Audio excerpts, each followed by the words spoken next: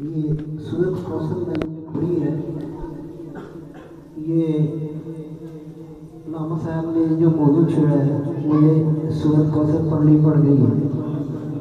آپ نے ذکر کیا ہے نبی پاک صلی اللہ علیہ وسلم، نبی پاک صلی اللہ علیہ وسلم کی مال و دولت لٹانے کا، خزانے لٹانے کا، کہ جو خزانے آپ نے لٹا دے دین و دنیا میں نہ کوئی لٹا سکتا تھا، نہ کوئی لٹا سکتا ہے، نہ کوئی قیامت تک لٹا سکتا ہے۔ اسی میں بادشاہی آتی ہے۔ بادشاہ سب سے بڑا وہ ہوتا ہے جو خزانہ اتنا خدا کی راہ میں لٹا دے جس کے برابر کوئی لٹا ہی نہ سکتا ہے۔ لیکن آپ بادشاہوں کے بادشاہ ہیں،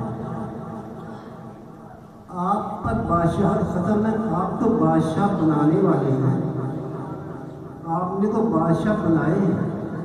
بادشاہ کیا ہوتا ہے میں بتاتا ہوں آپ کو۔ دیکھیں، آپ کو سمجھانے کی میرے پاس جو علم ہے، مفتی اعظم علامہ سیدنا مظہر حسین شاہ صاحب بہت اونچے ولی اللہ ان کا دیا ہوا ہے۔ میں مختصر ہی بات کرنا چاہتا ہوں وقت تھوڑے کی وجہ سے، کسی وقت ان کے تھوڑا سا بتاؤں گا۔ دیکھیں، ایک عام آدمی ہوتا ہے، وہ سادہ سیدھا سادہ ہوتا ہے، نیک ہوتا ہے، اسے آپ لوگ کیا کہتے ہیں؟ یہ بادشاہ ہے، اسے ہی بادشاہ کہتے ہیں۔ اب بادشاہ جو ہوتا ہے، بادشاہ اس کی بادشاہ جو ہوتی ہے، دیکھا جائے تو جتنے انبیاء کرام آئے تھے تمام بادشاہ تھے، اور ان انبیاءوں کے امتیوں میں جو ولی اللہ تھے وہ بھی بادشاہ تھے۔ تو خاتم انبیاء کے جو ولیوں میں ہیں، خاتم انبیاء کی جو امتوں میں، حال کی بات تو ایک طرف رہ گئی، جو امتیوں میں ولی ہیں، خاتم انبیاء کی امت میں جو ولی ہیں وہی بادشاہ ہیں۔ دیکھیں، نبی پاک صلی اللہ علیہ وسلم نے فرمایا تھا، جسے لوگ منتخب کریں وہ انکار نہ کریں خلیفہ بننے سے۔ جسے لوگ خلیفہ مقرر کریں، چاہے کہ یہ خلیفہ بنے، وہ انکار نہ کرے۔ حضرت عمر رضی اللہ تعالیٰ کتنے سالوں تک سوچتے رہے اور انکار کرتے رہے۔ آپ نے خلیفہ بننے سے انکار کر دیا تھا۔ آپ اپنی تحریر میں بھی فرماتے ہیں، عمر رضی اللہ تعالیٰ، کہ میں نے خلیفہ نہیں بننا تھا، میں خلافت سے انکار کر چکا تھا، لیکن میرے ذہن میں یہ بات آئی کہ کہیں فرمان رسول پاک صلی اللہ علیہ وسلم میں انکار نہ ہو جائے۔ کب سے انکار کرتے آ رہے تھے، جب یہ ذہن میں بات آئی تو آپ کام گئے، اور آپ نے صرف اس وجہ سے اقرار کیا کہ خاتم الانبیاء نبی پاک صلی اللہ علیہ وسلم کے فرمان کا انکار نہ ہو جائے۔ اس وجہ سے آپ نے خلافت قبول کی۔ آپ نے فرمایا، نہیں تب میں نے خلیفہ نہیں بننا تھا، نہ مجھے خلیفہ بننے کی چاہت تھی۔ آپ نے بتائیں کیا کیا، کیسے وقت گزارا، کس طرح راتوں کو مشقتیں، اور یہ جتنا بھی نظام کافر لوگ سنبھالے ہوتے ہیں وہ کہاں سے آئے؟ حضرت عمر رضی اللہ تعالیٰ نے یہ اصول بتائے اور نظام بنایا، نظام بنا کر پیش کیا، وہ تمام کافروں نے اپنائے۔ آپ کے پاس کہاں سے آیا؟ خاتم الانبیاء نبی پاک صلی اللہ علیہ وسلم۔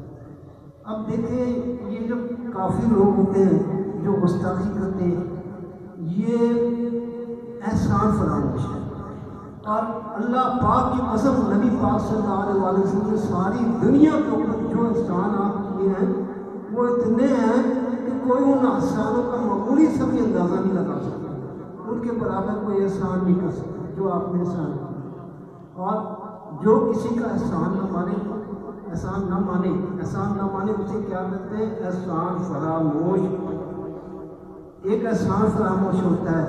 اب یہاں یہ بات کرنی بہت ضروری ہے کہ جو فرانس والے ہیں وہ گستاخ ہیں۔ آپ جانتے ہیں ہٹلر کون تھا؟ تو وہ بھی کافر۔ اس نے کیا کہا تھا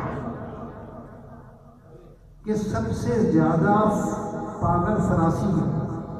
اس نے فرانس پر حملہ کر دیا تھا اور یہ کہا تھا کہ میں پاگل کا علاج کرنے لگا ہوں، اور پاگلوں کا کہتے ہیں علاج نہیں ہو سکتا، لیکن میں بتاؤں گا نہیں کیا علاج کر رہا ہوں، جب میں کر چکوں گا تو خود دیکھ لینا میں نے کیا علاج کیا۔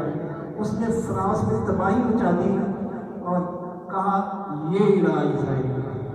تو انشاءاللہ تعالیٰ کوئی نہ کوئی اللہ کا شیر اٹھے گا اور کتبے بنانے والے کا خاتمہ کر دے گا۔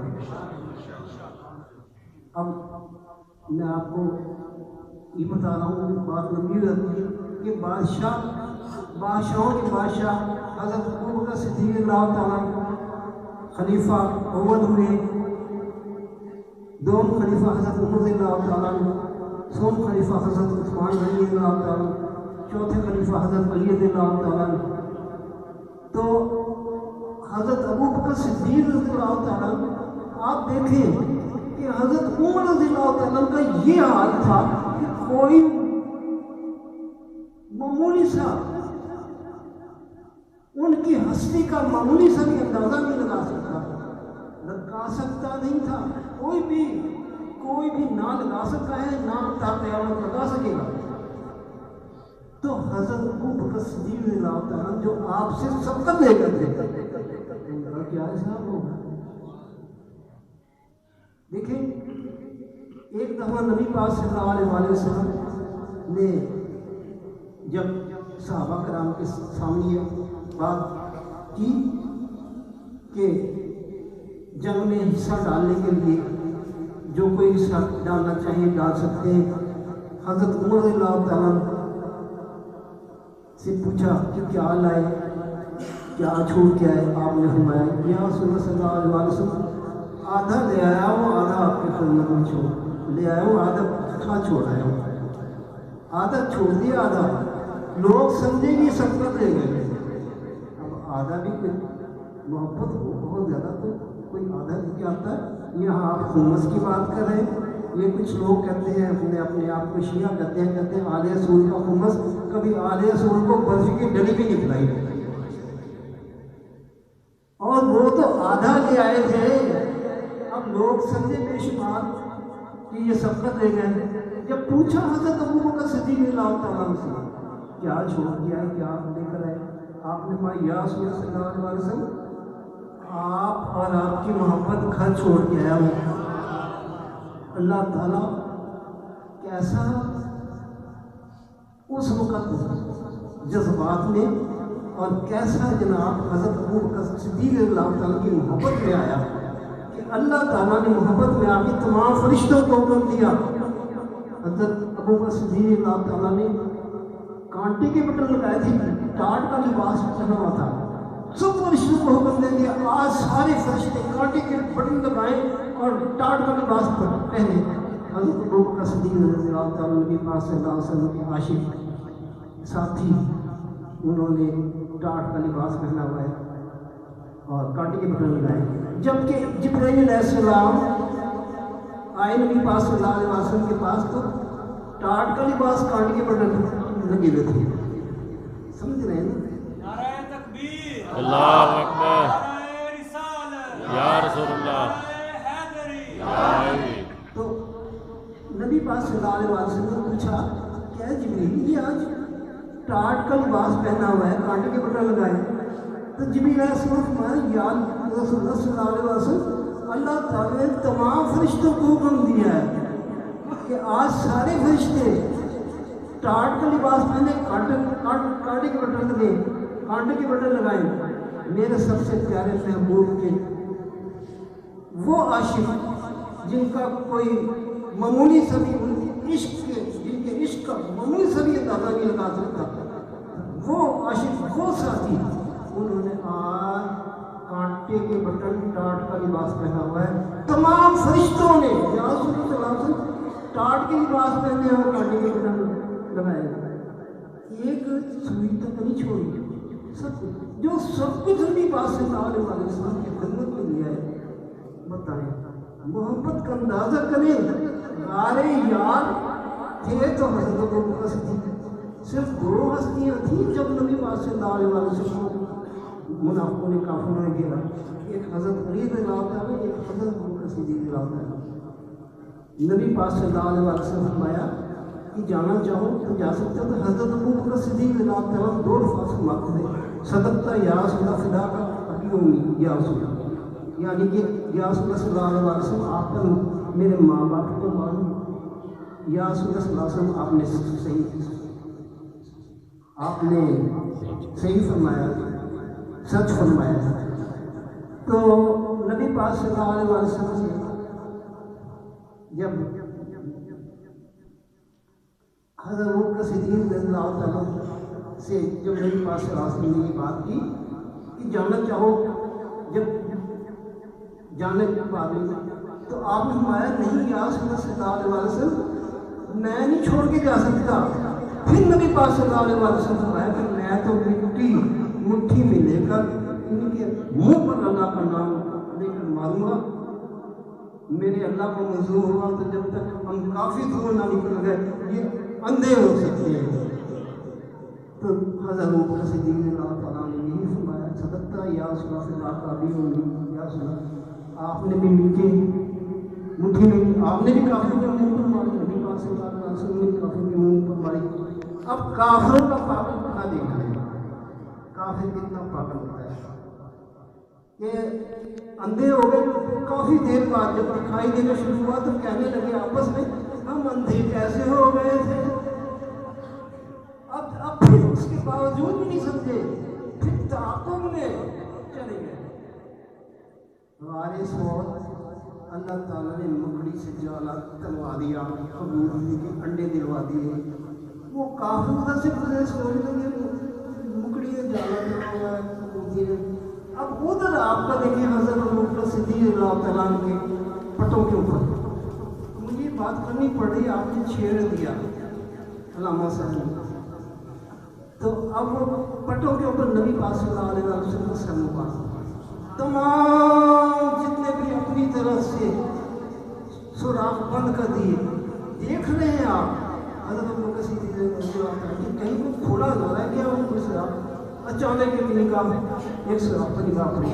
اب سوچا آپ نے کہ ایسے بند کروں سوراخ کی نبی پاک صلی اللہ علیہ وسلم کی نیت میں فرق نہ پڑے. آپ پھسل کے ایک روایت میں آتا ہے پیر لگا دیا، ایک روایت میں آتا ہے انگوٹھا لگا دیا. انہیں راوی بہت نیک ایماندار ہوتے تھے، سوچ کے لکھتے تھے کہیں غلطی نہ ہو جائے، خدا کے خوف سے کانپتے تھے.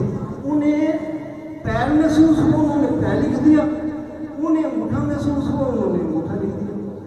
تو اب آپ کی آنکھوں سے آنسو حضرت ابوبکر صدیق رضی اللہ عنہ آنکھوں سے آنسو نمودار ہوئے. نبی پاک صلی اللہ علیہ وسلم کے چہرے مبارک کے آنسو گرے. نبی پاک صلی اللہ علیہ وسلم بیدار ہوئے. آپ نے پوچھا کیا ہوا. اب دیکھیں اب نبی پاک صلی اللہ علیہ وسلم بیدار ہو گئے، پیر بھی نہیں ہٹایا. محبت دیکھیں. تو نبی پاک صلی اللہ علیہ وسلم نے پوچھا کہ کیا ہوا. آپ نے فرمایا یا رسول اللہ صلی اللہ علیہ وسلم سانپ نے کاٹ لیا، پیر وہیں لگایا. پھر جب حکم ہوا کہ پیر ہٹا لو تو اب یہ آپ نے سوچا نہ ہٹاؤں گا نافرمانی ہو جائے گی. پھر آپ نے پیر ہٹایا، سانپ نکل آیا.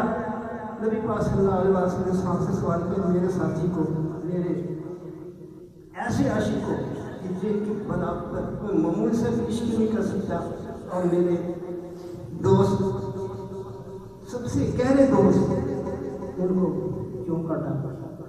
صاحب نے اس کی یا رسول اللہ صلی اللہ علیہ وسلم نے ایک مدت سے آپ کے دیدار کے لیے بھیجا تھا.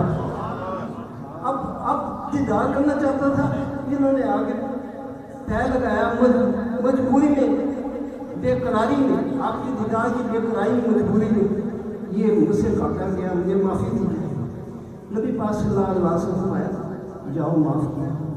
साहब एक सिमट को चला गया। नबी पाक सल्लल्लाहु अलैहि वसल्लम ने अपना लुआब मुबारक लगाया, आराम आ गया। इसे कहें जो कहते हैं मुझे बिना भाई जैसे अपने भाई से कहें कि उस आदमी को सांप ने काटा, अपना लुआब लगा लो तो ठीक हो गया। पानी मेरा भतीजा लेकर आया वहाँ से पानी, हम गए थे उम्र पे पिछले साल। उस कुएं से जहाँ सहाबा कराम कुएं के पास आया तो पानी देखा, निकाल के तो कड़वा था। तो सहाबा कराम ने नबी पाक सल्लल्लाहु अलैहि वसल्लम से बात की कि या रसूल सल्लल्लाहु अलैहि वसल्लम पानी कड़वा है।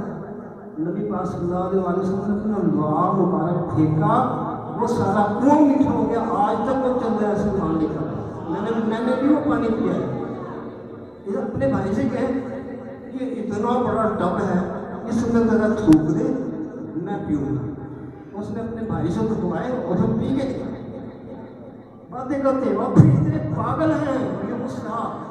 अल्लाह ताला फरमाता है कि नबी पाक सल्लल्लाहु अलैहि वसल्लम से मोहब्बत माँ बाप से पढ़कर ना हो तो ईमान नहीं, अपने माँ बाप से पढ़कर ना जाना नबी पाक सल्लल्लाहु अलैहि वसल्लम को तो तुम्हारा ईमान नहीं। ये बताएं न पागलों से पूछे भाई बड़ा के माँ बाप, वो तो फरमाता है अल्लाह ताला माँ बाप से पढ़कर मोहब्बत नहीं तो ईमान नहीं। इनका ईमान कहाँ से आया? ईमान ही नहीं। अब बात कर रहा था मोहब्बत की।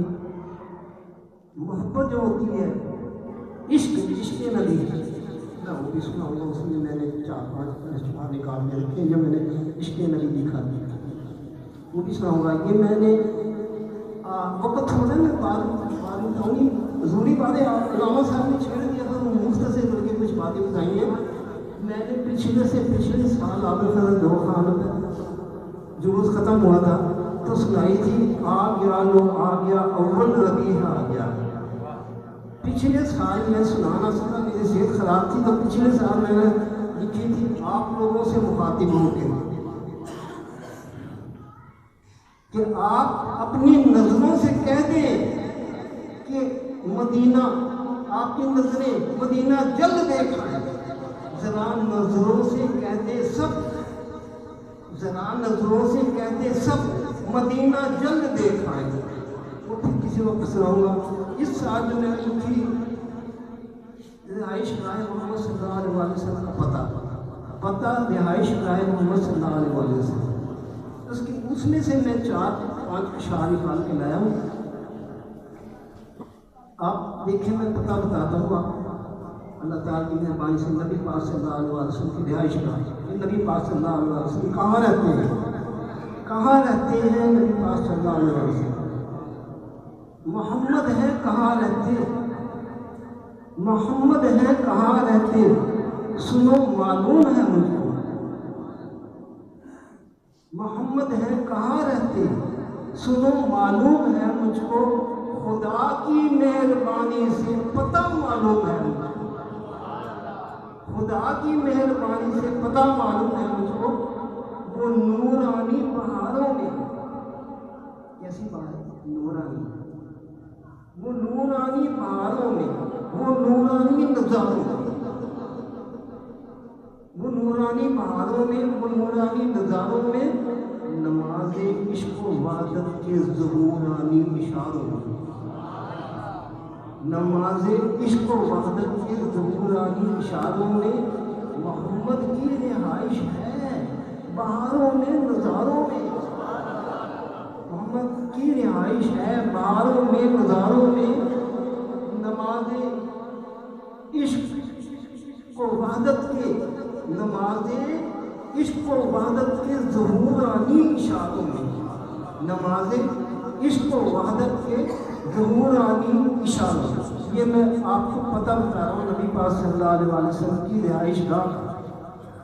अब आपको बताता हूँ कि आप जाना चाहें तो आपको बता रहा हूँ, अगर चाहो मोहम्मद की रिहाइश गाह पर जाना, अगर चाहो मोहम्मद सल्लल्लाहु अलैहि वसल्लम की रिहाइश गाह पर जाना, नमाज़े इश्क़ व वहदत के इशारों में चले जाओ।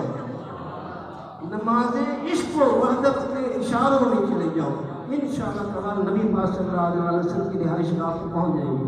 یہ آپ کو میں نے پتہ بتایا۔ اب میں آپ کی خطاب کی وجہ سے جو آپ نے خطاب کیا اس میں مجھے تھوڑا سا دو چار اشعار ہے، یہ حلیمہ کہہ رہی تھی میرے گلزار سمجھا، یہ سنانا پڑے گا۔ حلیمہ کہہ رہی تھی، یہ حلیمہ کہہ رہی تھی میرے، یہ حلیمہ کہہ رہی تھی میرے گلزار سو جا، میرے گلزار سو جا۔ دیکھیے بھی آپ میں نے آواز یہ سنائی کہ میں اس کو تھوڑا سا سوچ لیا، دھیان بدل جاتا تھا تو سوچ کے دیکھیے کہاں کہاں سے اٹھا رہا ہوں۔ یہ حلیمہ کہہ رہی تھی،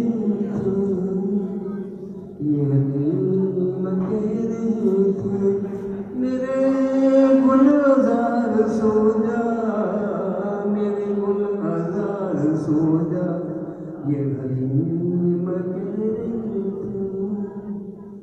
میرے گلزار سو جا، میرے گلزار سو جا، تیرے جاگنے کا صدقہ، تیرے جاگنے کا صدقہ، میری جان زار سو جا، میری جان زار سو جا، تیرے جاگنے کا صدقہ، تیرے جاگنے کا صدقہ، تیرے جاگنے کا صدقہ، تیرے جاگنے کا صدقہ، میری جان زار سو جا، میری جان زار سو جا، تجھے دے رہی ہوں لوری، کرتی ہوں پیار سو جا، تجھے دے رہی ہوں لوری، لوری تجھے دے رہی ہوں لوری، لوری تجھے دے رہی ہوں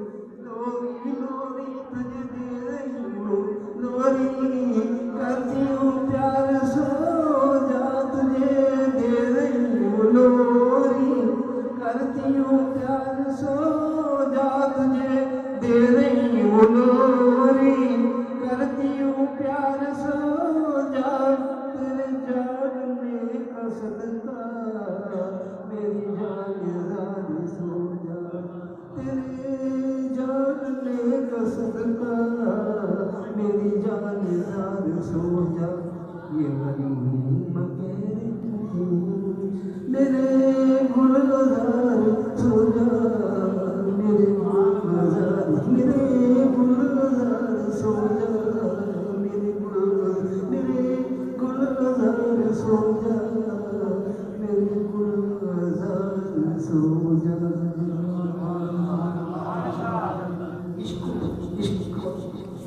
عشق حقیقی نبی پاک صلی اللہ علیہ وسلم کی محبت کیا ہوتی ہے؟ آپ کا عشق حقیقی، عشق نبی پاک صلی اللہ علیہ وسلم کیا ہوتا ہے؟ یہ مجھے اس وقت سنانا یہ بھی پڑے گا، آپ کے خطاب کے اوپر میں کر رہا ہوں۔ آپ خطاب ہی ایسا کر چکے ہیں اتنا اعلیٰ اتنا اونچا کہ جس کی انتہا کوئی نہیں، مجھے مجبوراً یہ چیزیں دو چار چار اشعار پڑھنے پڑے۔ عشق حقیقی کیا ہوتا ہے جو میں نے لکھا تھا؟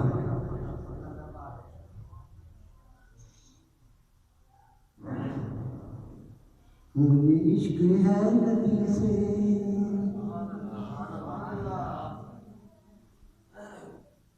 مہربانی، مجھے عشق ہے نبی سے، یہ راگ بدلا ہے نا، مجھے عشق ہے نبی سے، مجھے عشق ہے نبی سے، میرا سلسلہ گدانی، مجھے عشق ہے نبی سے، میرا سلسلہ گدانی، یہ کرم ہے مصطفیٰ کا، اے خدا کی مہربانی، مجھے عشق ہے نبی سے، مجھے عشق ہے نبی سے، میرا سلسلہ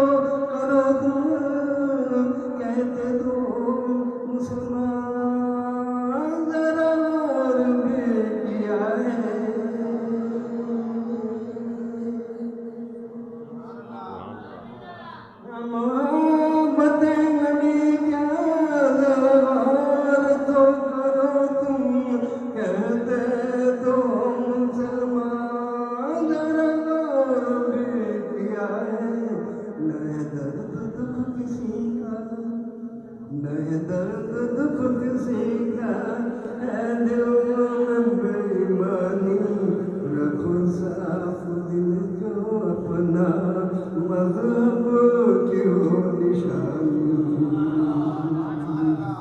اے محبت نبی کیا ذرا غور تو کرو تم کہہ دے تو مسلمان ذرا غور کیا ہے نہ درد دکھ کسی کا نہ درد دکھ کسی کا نہ درد دکھ کسی کا اے دل میں بے ایمانی رکھو صاف دل جو اپنا مذہب کی ہو نشانی محبت نبی کا ذرا غور تو کرو تم کہہ دے تو مسلمان ذرا غور کیا ہے نہ درد دکھ کسی کا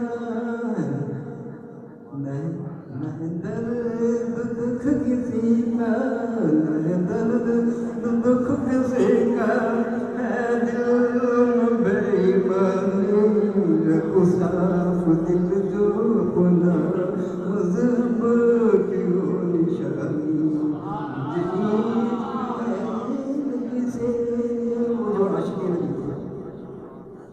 وہ جو عاشق نبی تھے حضرت اویس کرنی ایک دانت کا سنا دو سب دانت توڑ ڈالے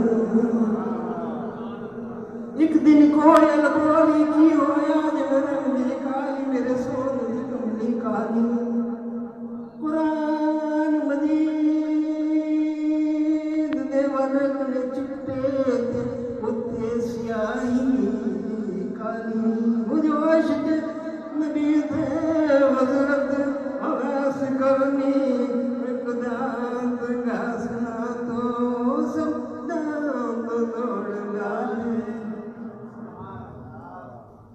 الف روز دوارے تو خیر ملدا ہوئے جس دوارے دا سگمیاں بیوہا بوہا خسمہ دا جگہ چھڑ دیں خیر پاؤندا نہیں سارا جگمیاں وہ جو عاشق نبی تھے حضرت اویس کرنی ایک دانت کا سنا تو سب دانت توڑ ڈالے رب سے جو التجا کی ہم سے جو التجا کی ہر بات رب نے مانی بس عشق مصطفیٰ کی ہے صرف یہ نشانی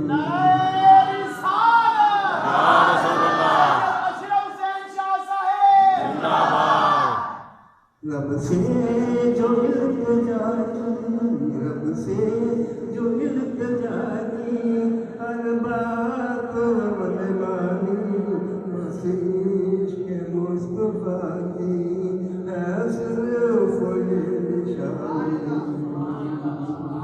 مجھے عشق نبی سے